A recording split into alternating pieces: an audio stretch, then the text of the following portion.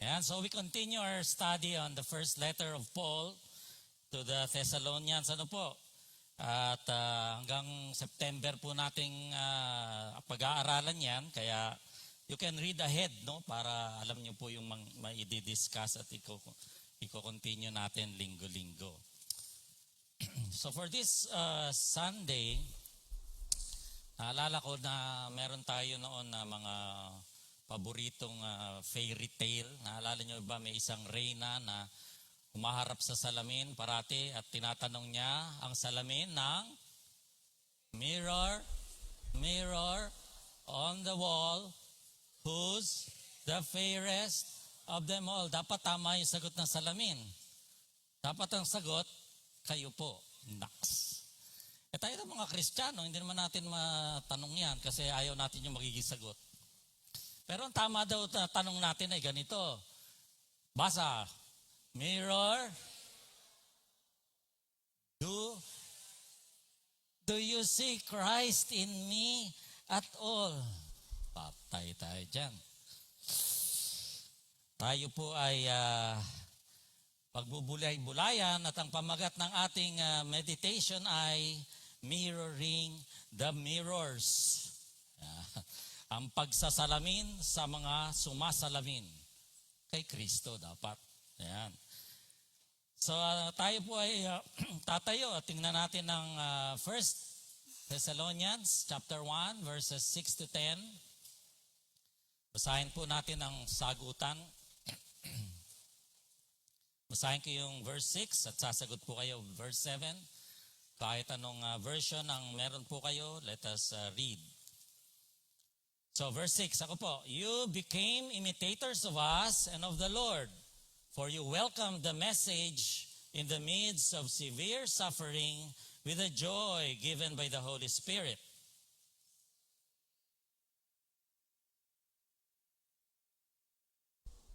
Verse 8, the Lord's message rang out from you, not only in Macedonia and Achaia. Through your faith in God has become known everywhere.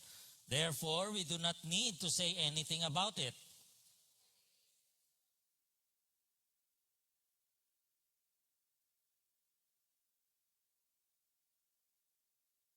Sabay-sabay po tayo sa verse 10.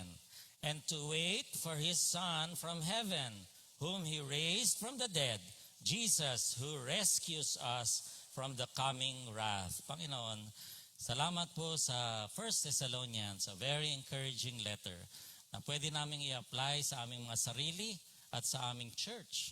Nawa o Diyos, ang iyong Espiritu Santo ang magabay sa aming pag-meditate ngayong umagang ito at ikaw lamang ang may taas. Use me to lift you up and may your name only be glorified. Once again, we claim na yung salita mo po ay hindi babalik sa iyo ng walang kabuluhan. Samahan mo po kami, nawa yung salita ay maging binhi na hindi lamang manatiling binhi, kundi magbunga sa aming mga salita, mga gawa, sa aming kilos, attitude at lahat. Ito pong aming dalangin sa pangalan ni Jesus. Amen and amen. Makaupo na po tayo. At dapat, pag-uwi natin, ang babaunin nating idea ay imitating the imitators make us imitable. Ano bang literal na Tagalog niya? Kapag ginagaya mo daw ang isang nanggagaya, nagiging madali ka ring gayahin. Totoo naman yan. Ang Pinoy kaya, ang galing manggaya. Tama? O, diba? Naalala ko noon nung may nagsimulang mag-hot pandesal. Ano kinabukasan? Meron na rin yung kabila. Hanggang bawat kanto meron na. Madaling gayahin. Tama? So parang negatibo ang dating. Ano po? Pero sa ating mga Kristiyano, hindi siya negatibo kasi sa konteksto natin, ang gusto natin gayahin yung anak ng Diyos. So pag ginaya natin yun, positibo po yun dahil Christ-like nga gusto natin eh. Kaya kung Tagalogin sana natin ito, ang paggaya sa nanggagaya kay Kristo ay nagbibigay sa atin ng dahilan upang tayo'y maging karapat-dapat na gayahin ang iba. Pipiliin nyo yung gagayahin nyo. Kayong gumaya sa mga nagtatago sa batas. Oh, nagiging fugitive. Tinutulungan pa ng mga gumagawa ng batas. Oh, hindi yata karapat dapat gayahin yung mga ganon. Gagayahin po natin si Kristo lang. Kaya dito po sa atin, lalo na ang ating mission ay Christ-like disciples. Kaya kapag ginaya natin yung gumagaya kay Kristo, ay we're on the right track. Kaya sabi nga po sa ating pagpatuloy ng 1 Thessalonians, sabi ng isang commentary, ang pag-aaral daw po natin ng 1 Thessalonians at yung 2 Thessalonians, siguro later, ay magbibigay sa atin ng assurance for the future. Kasiguruhan para sa ating kinabukasan. Encouragement, kakapagpalakas ng loob sa ating soul winning. At sa atin ding walking with God. Kaya gusto ko itong 1 Thessalonians na ma-share, mapag-aralan natin sabay-sabay. And kung sakali tayo po'y iwanan ng mga mahal natin sa buhay, nagbibigay ng comfort ang 1 Thessalonians. And finally, napakahalaga ngayon, stability in a world that is very unsure of itself. Diba? Napaka-VUCA world natin. VUCA, nagkaroon tayo ng pag-aaral sa VUCA, volatile, ano po ba yan? Unstable, ambiguous world na ginagalawan natin. Kaya magandang pag-aralan po ito at nung ating May 3 na lesson, nakita natin na may double triple tayo. 2 triple ang ating napag-aralan noon. Una, meron tayong nakitang triad of transformation. Na ang bawat na kay Kristo ay makikitaan dapat nito. Faith na hindi patay, kundi nagwo-work. Ang labor ay initiated or motivated by love. At ang kanyang paghihintay sa Panginoon ay bunga ng pag-asa. And then, nakita natin yung authentic na gospel sharing ni San Pablo. Bakit? Dahil merong power. At kinasihan ng person of the Holy Spirit. And with conviction, ang kanyang pagpipreach, ang kanyang pag-share ng gospel. So, ngayon, makikita natin sa mga verses na ating tatalakayin, may kabanggaan po yung tatlong yan. So, 1 Thessalonians 1:9-10, sabi, ang work of faith ninyo ay nagbunga ng turning to God from idols. So, nilipat nila yung pananampalataya nila sa mga patay na idolo, nilipat nila sa buhay na Diyos. Amen. At yung kanyang labor of love, dahil sa pagmamahal na niya sa Diyos na bago kinilala niya living God, ay nagresulta sa service to the living and true God. And finally, ang hope niya ay pag-asa na babalik si Jesucristo para sa atin. Alam naman natin ang church ay called out, no? Called out once. Tayo ay hinirang, mga hinirang, chosen by God before the foundations of the earth, saved by God the Son at the cross, and saved by the Holy Spirit. Kasi yung Holy Spirit ang nagbibring ng conviction sa atin para manampalataya. And that describes me and you, and that describes the Thessalonians. So yung po mga Thessalonians, ito po ang ebidensya ng election. Hindi election na kada 3 taon. Ito po ay election ng God. Sila ay an elect people na naging mga anak ng Diyos. Tayo rin, kung tayo tumanggap kay Kristo, at talagang siya ang ating Lord, we are an elect people. At ang mga Thessalonians po, hindi lamang elected people, sila po ay exemplary people. An exemplary people, sabi po dito sa verse, you became imitators of us and of the Lord. Nakabuntot agad yung end of the Lord, mga kapatid. Si Pablo nagsasalita dyan. For you welcomed us, and in the midst of suffering daw, masaya pa sila. And so you became a model. Yun. Dahil sila po ay tinanggap sila Pablo at ang mensahe nagbago, ay nagkaroon po ng pagmamodelo sa iba. Paano ba sila naging exemplary? How did they become exemplary?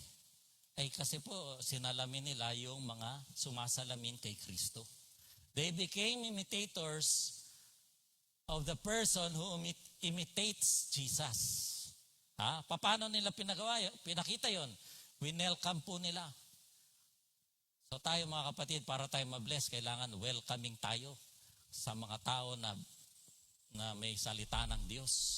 Huwag natin isasara mga isip natin. Sino winelcome nila? Yung messengers. Si Pablo, Silas, Timothy. Hindi lang yung messengers, sino pa? Yung message mismo, tinanggap nila. So that finally, after some time, hindi na lang tinanggap, sila na yung naging message. Wow! Dati estudyante sila, later on, yung buhay nila naging curriculum para sa ibang tao. Ang ganda ng kanilang example. Model po sila, sabi dito. Sila ay naging model. Nawa tayo rin, magiging ganyan dahil hindi po madaling i-welcome nung time na yon si Pablo kasi yun naman, ang pinanggalingan ni San Pablo nung panahon na yan, siya po'y galing sa Philippi kung saan siya i-persecute at binugbog at kinulong. Pero the Thessalonians willingly welcomed them.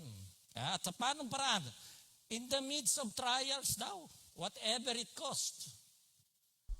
Tayo, wala man tayong persecution, tapos ayaw pa natin tayo tatanggap ng mga salita ng Diyos. Sila, kahit na alam nila na si Pablo, galing po siya sa Philippi, kagaya ng kwento natin ng May 3. Kinulong siya doon, binugbog. Di ba? Alam na nilang ganun ang pinanggalingan, winelcome pa rin, mga kapatid, in the midst of persecution and affliction. So, naging followers muna sila bago sila naging leaders. Wala naman nag-uumpisa na leader agad, mga kapatid. So, alam natin na kailangan muna nating maging imitator bago tayo magkaroon ng karapatang gayahin ng iba. Imitable. Ginaya nila pati yung persecution na hatid ng pag-welcome sa mabuting balita na dala ni Pablo. Hindi po dahil kay Pablo, kundi dahil sa mensahe na dala ni Pablo na sumasalamin sa buhay ni Kristo who was also persecuted. Diba? Sabi naman ni Jesus, kung paano ako na-persecute, kung paano ako nga pinahirapan, di kayo. So bakit tayo nagtataka minsan tayo nagkakaroon ng paghihirap o ng challenges sa buhay o ng trials, si Jesus nga. At paano pa nila winelcome? With joy, sabi. At yung joy na yun ay parang pareho ng response ni Pablo sa persecution na natanggap niya. Di ba sila si Pablo at si Silas nag-praise and worship sa bilangguan habang nakatanikala yung mga paa nila at ang sasakit ng sugat sa likod kasi nilatigo sila, pinahirapan ba? Praise the Lord. Ayan, nag-praising daw sila dyan. Tapos nag-earthquake. Tapos, di ba, montik pang magharakiri yung security guard niya. Magharakiri na. Akala, tatakasan siya ng mga binabantayan niya. And that led to the salvation of the whole household ng gwardiya na yon. So ito, makikita natin, it's the same, and this joy can only come from the Holy Spirit. Ikaw ba kung karnal na Kristiyano ka, ikaw ba magpe-praise and worship, hirap na hirap ka na. Malamang, magiging kang Israelite, reclamite, mga reclamites, reklamo, yan. Yan ang mangyayari pag tayo ay karnal. Ito po sila, they received it with joy. And this is the same Holy Spirit. So the same response. And the same din sa atin. Kung tayo ay patong-patong ang problema, wala ka ng pera, nagkasakit ka pa. Aksidente pa yung sino. At patong-patong. Ang pakiramdam mo, pinagsakluban na ako ng sansinukob. Sila nga talagang physical ang torture sa kanila, persecution. And yet, they received it with joy. The joy that can only come from the Holy Spirit. And because of that, they became models. So nang minirror nila, yung nagmimirror kay Kristo, sila rin minirror nung ibang mga Kristiyano. Sabi, at yung model na yan, ang salita na yan ay parang, kung i-translate daw ay type, which is an exact reproduction. Minsan po, ginagamit yung salita na yan as an anticipative figure. Si Adam daw po ay the type of him who was to come, si Jesus. Si Adam, first creation, Si Jesus, new creation. So type, sabi diyan. But ang type na to, o ang model na ito ay tungkol sa moral pattern of holiness, love, joy in suffering. And patterned after the Lord. You became imitators of us and of the Lord. Parating kadugtong yung of the Lord. Ano po? At marami pong beses na hinihimok ni Pablo na gayahin siya ng kanyang mga dinidisipulo. Halimbawa, meron pong verse na nagsasabing, be imitators of me, just as I also am of Christ. Sa Philippians, sabi niya, join in following my example and observe those who walk according to the what? The pattern that we set before you, sabi niya. I urge you then, be imitators of me. For you yourselves know how you ought to be, how you ought to imitate us, sabi ni San Pablo. Galing, ano? Ang tanong ko sa inyo, si Pablo po ba ay perfect na disciple? Siya po ba ay perfectong tagasunod ni Kristo? Nung pong bagong Kristiyano yan siya, lahat na kanyang pasukin, nagkakagulo eh. Bakit kung saan pumunta to si Pablo, parati siyang gustong patayin? Hindi nyo ba napansin yun? Pinag-aralan natin yung Acts. Sa Acts 15, Paul and Barnabas and Paul, anong nangyari doon? Sharp disagreement. Napaka-sharp ng disagreement, naghiwalay sila. Perfecto ba si Pablo? Romans 7, siyang nagsulat noon. Sabi niya, yung alam kong tama, kung dapat kong gawin, hindi ko magawa-gawa. At yung alam kong hindi ko dapat ginagawa, yun mismo ang ginagawa ko. Mga kapatid, si Pablo, hindi perfect. Kagaya natin, hindi tayo perfect. Natitisod pa tayo, nakakasala tayo paminsan-minsan, nawa ay less and less ang ating kasalanan. But that did not, hindi yun naging dahilan ni Pablo na sabihin, wag niyo akong gayahin. Hindi. Sabi niya nga, gayahin niyo ako. Gaya ng paggaya ko sa Panginoong Jesus. Mga kapatid, tayo ganun din. Encourage natin yung mga dinidisciple, pina-follow natin, gayahin niyo ako as I follow Christ. Ibig sabihin po nun, huwag niyong gayahin yung pagkakarnal ko. Huwag niyong gayahin yung mga kasalanan ko. Gayahin natin as they follow, parang yung mga children, obey your parents in the Lord. May in the Lord eh.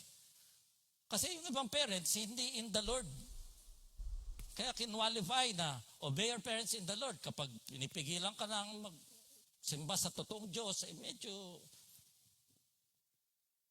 tayo po, we can say with Paul, be imitators of me as I also am of Jesus Christ. Huwag po tayong mapigilan sa pagsabi niyan dahil lang alam natin, kilala natin kasi yung mga sarili natin, di ba? Parang mayabang yata ito si Pablo. Hindi po. In fact, ang evidence doon, yung pinaghiwalayan nila ni Barnabas, yung dahilan nun, gustong isama ni Barnabas yung pinsan niya yata yan, si John Mark, yung sumulat ng Gospel of Mark. Kasi po, ito namang yung si John Mark, bata pa yata nung panahon na yon. Nilayasan sila sa first missionary journey. Nag-abandon na. Tumakbo. Ewan ko, natakot siguro sa persecution. Kaya gusto, si Barnabas po kasi, son of encouragement. Encouragement. Si Barnabas ang naghanap kay Saul, kay Paul. Nung ayaw lapitan ng mga tao si Paul, si Barnabas ang naghanap kay Pablo sa Tarsus mismo. At ibinalik si Pablo sa fellowship. Tapos si Barnabas ngayon, bigyan naman natin na second chance to si John Mark. Hindi porket nilayasan tayo niyan, ganyan na yan forever. Wow. May lesson tayo doon mga kapatid. Yung mga ginigibapan nyo na oo ng oo. Meet tayo sa magkapihan. Oo. Wala. Pagdating nyo doon, wala. Ba't alam ko? Ganyan po ako noon, atin-atin na lang.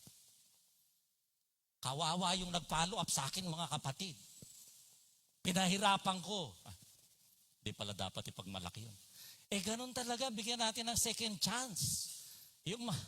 Kung hindi nabigyan ng second chance, di wala tayong Gospel of Mark, mga kapatid.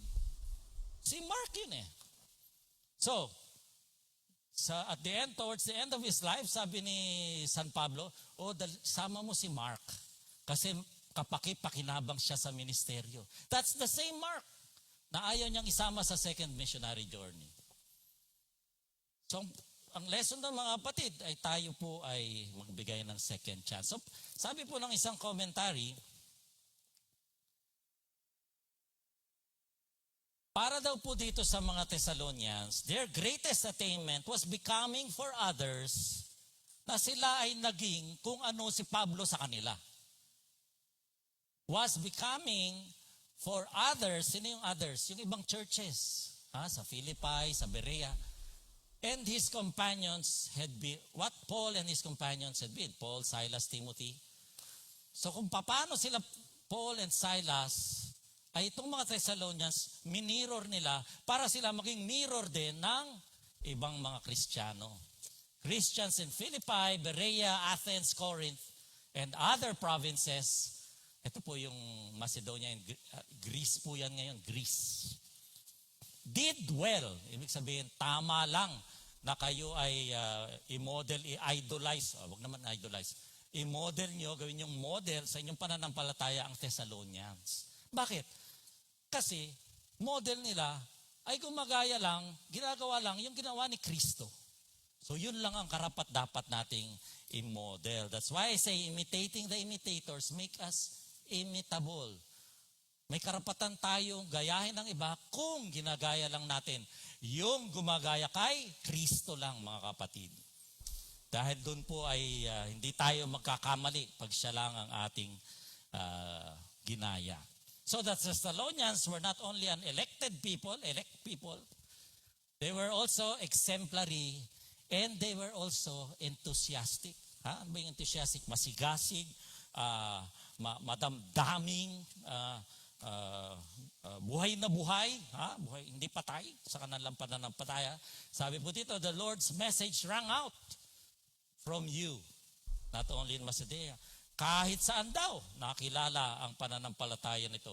So that we do not need to say anything about it. Wow, sobrang effective po ng testimony ng mga Thessalonians na wala ng trabaho si Pablo. Hindi na siya nakapag-preach. Hindi na kailangan mag-preach. Bakit? Nakita ng mga tao, abay, ang laking pagbabago ng mga taga-Thessalonians. Dati sila ay walang moralidad. Ngayon ba? Parang na sila.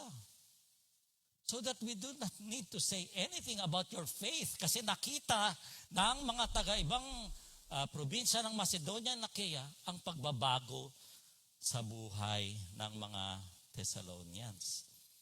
The Lord's message rang out or sounded forth or echoed forth. Yan ang mga translations po niyan.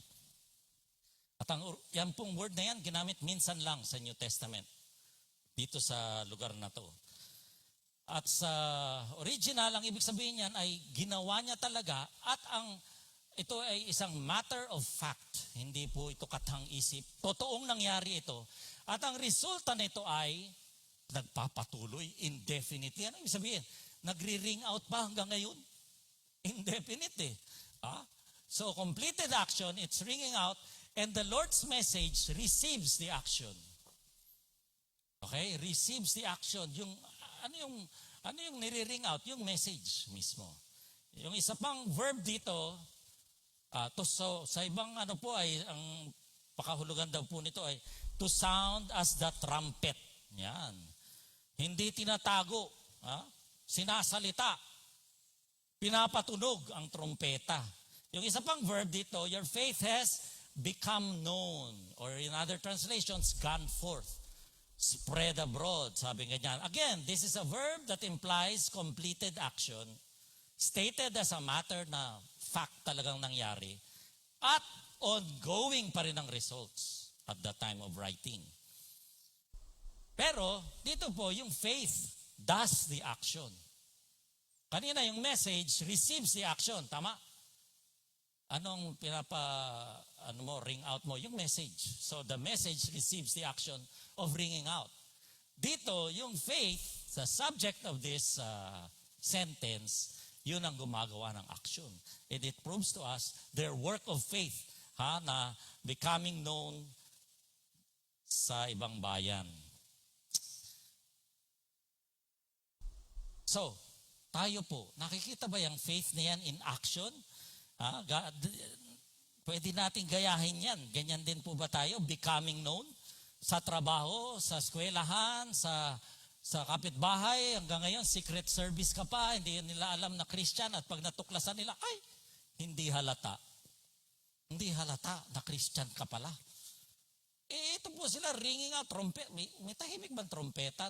Trompeta nila. Sila hindi nahihiya na sila ay nagbago na kahit na alam nila may persecution. Nakaakibat yung conversion na yan. Does our faith work in such a way that the Lord's message is ringing out? Trumpeted. So sabi po dito sa isang translation, for from you sounded out the word of God. Yan po ay may pakahulugan po sa trumpet, yung blast ng trumpet. Kung nakarinig na kayo nun. So ang sabi dyan, the Thessalonian church is God's trumpet. At tayo, the ideal church, ang FCF nawa, ay maging God's trumpet. And every believer is God's trumpet.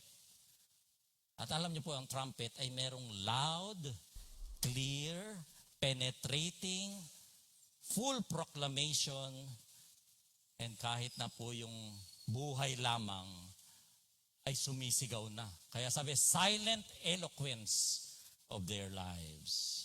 Metaphor po yan. Metaphor, ibig sabihin, tinahalin tulad yung kanilang faith sa trumpet. At being God's trumpet, pinapaalala sa atin yung purpose, dahilan ng simbahan. God's voice needs your voice. Okay? May nababasa tayo ng mga dreams and visions. Yes, God can use that. But more commonly, tayo ang ginagamit. Kaya dapat tayo ang trumpet din. So that all men may know His message of grace and mercy. At lahat po yan ng believers in the church. Each one is God's trumpet. Ang alam kong trumpet, yung naririnig sa karera eh. Meron pa ba nun? Trumpet yun, di ba? O yung sa formation ng mga sundalo, di ba? May trumpet. O pag nanonood kayo ng mga sine noon na pag gusto nilang charge, may trumpet. Ito po yung sinasabi niya na yung trumpet kailangan marinig, kailangan loud and clear. Ano pa? The quality of the sound of God's trumpet, kailangan po clear. Hindi yung hindi mo alam yung mensahe. Kailangan maliwanag sa iyo what you believe. Bago mo ma-proclaim loudly and clearly, ba'y siguradong pupunta langit? Yun ang mensahe mo. Hindi eh. Huwag ka na mag-share. Bakit pa? Lahat ng tao hindi na masigurado. So kailangan malinaw sa atin ang ating pananampalataya, ang ating paniniwala bago tayo magtrompeta na tanggapin mo si Jesus. Punta ka ba langit? 75% ay bagsak. Dapat 100% sure. Clear ang ating mensahe. No hesitation. It should be penetrating. Alam mo, sakit sa tenga. Yung masakit sa tenga, ibig sabihin, loud, ringing, mata. Ang picture daw po niyan ay parang yung ripples, dito nagsimula yung tunog, tapos palawak na ganun. Ganun ang trumpet. Ang roar ng lion, 5 kilometers daw naririnig. 5 kilometers. Layo nun ah. It should be musical. Ano sabihin nun? Hindi yung palaaway. Medyo harmonious, medyo melodious, medyo sweet ang may music na gentle and beautiful and gracious. Diyan, huwag natin gayahin si Pablo kasi palaaway si Pablo, parang inaaway niya yata lahat kaya gusto siyang patayin. Pag-present natin ang gospel, hindi naman kailangan maging confrontational. Kaya tayo, nagsishare tayo, anong una natin sinishare? God loves you. Sino namang magagalit sa God loves you? Diba? Napakagandang approach nun. Kaya yan ang ating pinag-aaralan. Pangapat, hindi po inaantok. Yan, mga inaantok. Sikuhin nyo na yung katabi nyo dahil tulog na. Ang atin daw pong quality ng sound ng mga trompeta ng Panginoon ay rousing, hindi drowsing. Pampatulog, lalabay ang kailangan nyo kung gusto nyo silang patulugin. Pagdala natin ng mensahe ng Diyos, kailangan ay gising, nagigising ang mga tao. Ganyan ba ang trumpet natin, mga kapatid? Klaro ba o malabo o hindi mismo malinaw ang mensahe sa iyo mismo? Tumatagos ba sa kaluluwa? Hindi dahil sa salita mo, kundi dahil pinag-pray mo muna para yung Holy Spirit gumalaw sa kanya at nang tumagos sa kanya, mag-penetrate ang Word of God like a sword. Gentle ba? Harmonious ba? Encouraging ba? Or nang-aaway ka parate, kapatid, relax. Nakakagising ba o pampatulog? Yan, parang sermon ngayon. Thirdly, the trumpet is also, minsan, the loudest note is the silence. Ayan, dito po sa Thessalonians, nabasa natin na wala naman tayong nabasa na sila ay nag-share o wala tayong nabasa. Nabasa natin, puro mga gawa nila. Of course, that doesn't mean na hindi sila nag-share kasi ginagaya nila si Pablo. At si Pablo ay nag-share ng gospel. So, ginaya rin nila yun. Pero sa ating nabasa, ano pong nababasa natin mga salita dyan? Work, labor, patience, assurance, reception of the word, joy in the Holy Spirit, faith, love, turning to God from idols, to serve, to wait, puro action. Hindi sila lahat nag-speech. So pinapakita na minsan, pinakamatinding nota ng trompeta mo ay ang pagbabago sa buhay mo. It shows us that it was the changed, transformed lives that mirrored Paul, as Paul mirrored Christ, that served as mirrors for the other believers in Philippi, Berea, Corinth, Athens. Siyempre po, nag-share din sila ng gospel. Pang-apat na metaphor dyan na trumpet, ay yung sino bang humihipan ng trompeta na yan? Wala naman tunog yan kung walang hihipan. Di ba? Sino? Dapat ang Holy Spirit. Holy Spirit lang magbibigay sa iyo ng joy while being persecuted. Holy Spirit lang magbibigay sa iyo ng tapang pag kayo nanginginig sa takot sa pag-share ng gospel. Holy Spirit lang ang pwede. And from harsh, mga wala sa nota, ay naging praise ang witness.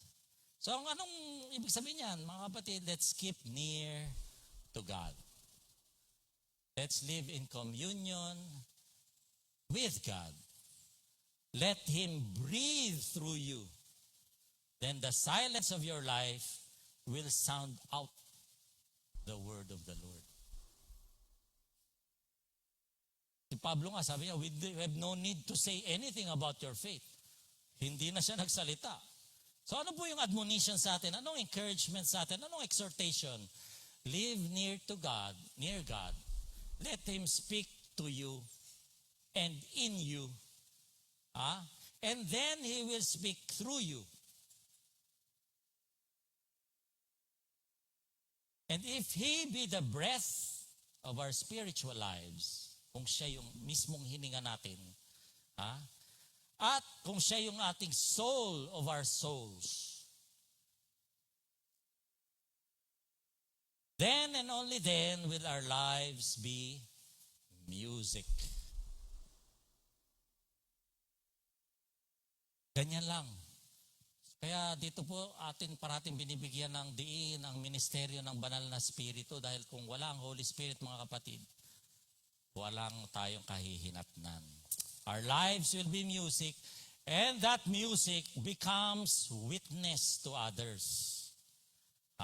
And yung witness na yan ay nagbibigay ng conviction sa ibang tao. Pag nakita nila ang mga buhay natin, conviction from the ministry din ng Holy Spirit. At pag nangyari yan, then will be fulfilled in us as a Christian community the great word of our text na sinabi, from you sounded out, clear, rousing, penetrating, melodious, the word of the Lord, so that with our poor preaching, we need not speak anything. Kasi makikita na sa mga buhay natin, mga kapatid. The Thessalonians were an elect people, an exemplary people, an enthusiastic people, and lastly, they were an expectant people. Sila po ay nag-i-expect, pero silang ini-expect. Alam nila, hindi pa tapos ang kwento ng mga buhay nila. For they themselves report what kind of reception you gave us. They tell how you turned to God from idols to serve the living and true God and to wait for His Son, whom He raised from the dead. So, sa halip na si Pablo ang magkwento sa ibang mga Kristiyano sa ibang bayan, si Pablo po ang nakatanggap ng balita tungkol sa Thessalonians. Nag-report sa kanya yung ibang Kristiyano kung paano ang Thessalonians ay napakaganda ng nangyayari po doon sa Thessalonica. Kahit maikling panahon lang sila doon. So, instead of Paul telling others about what the Thessalonians are doing, siya mismo ang nakatanggap. Naunahan si Pablo sa pagre-report. Ano po? Sobrang bilis, sobrang impact ng mga pagbabago sa buhay ng Thessalonians. Ang report ay twofold. Una, sabi, how they received Paul, Silas, and Timothy. At nakita natin kanina, received gladly in the midst of persecution, with joy from the Holy Spirit. Secondly, yung report po, ang kasama ay kung paano sila tumalikod sa mga patay na mga Diyos-Diyosan. At inalay nila ang buhay nila sa totoo at sa buhay na Diyos. Para ano? Para paglingkuran ang Diyos. At to wait for Jesus. So, dalawang bagay. Dalawa yung report. Paano nila tinanggap si Pablo, and then paano sila tumalikod, at yan ay nagpatunayan sapagkat gusto nilang maglingkod sa buhay na Diyos. At yun tayo, medyo baka hindi na kayo expectant. Sila nag-i-expect that Jesus will return. Why? Kasi naniwala sila na binuhay siya muli ng Diyos. Kahit hindi nila nakita. At alam nila na si Kristo babalik para i-rescue sila sa darating pa na galit o puot ng Diyos. Tayo kaya, nag-i-expect din kaya tayo ng ganyan. So in other words, tayo po, the local church that expects to see Jesus return anytime will be vibrant and victorious. Yan. Kasi po, Christ's return is a great motivation for soul winning and Christian stability. Kasi kung hindi siya babalik, bakit pa tayo tapos na palang? And is a wonderful comfort in sorrow pag tayo ay namatayan. And great encouragement for godly living. Lahat po yan, nagbibigay sa atin sa pamagitan ng ating pag-asa na babalikan tayo ni Kristo. Ngayon, ang tanong, kayo po ba kaya okay pa ba yan? Yung konsepto na babalik si Kristo, yan ba nabibigay nyo man lang na kahit 2 segundo sa pag-iisip natin sa ating buhay Kristiyano? O okay na kayo, dito na lang tayo? Okay na? Status quo tayo? Naisip nyo ba na babalik si Kristo anytime? Abay, dapat po. Mga Thessalonians, kaya ganyan ang buhay nila, may impact, malaking pagbabago dahil alam nila na babalik si Kristo. Ayaw nilang pagbalik ni Kristo, sila sa pansitan, ang tawag yan. Sila mahuli, nandun lang sila sa kangkungan. Kung hindi, kaya sila masigasig. Kaya yung bagong buhay nila nakikita sa kanila dahil po meron silang pag-asa na ganyan. What every church should be is what every Christian should be. Elect, born again, chosen of God before the foundations of the world, chosen by Christ. Sabi ni Jesus, you did not choose me, I chose you. and chosen by the Holy Spirit, kasi kung hindi gumalaw ang Holy Spirit, hindi natin i-welcome yung message ng salvation. Not only elect, but also exemplary. Imitating the right people, meaning people who imitate Christ para tayo maging Christ-like. An enthusiastic people, sharing the gospel in life and words. And finally, an expectant people, daily looking for Jesus to return. Tayo ba ay elect?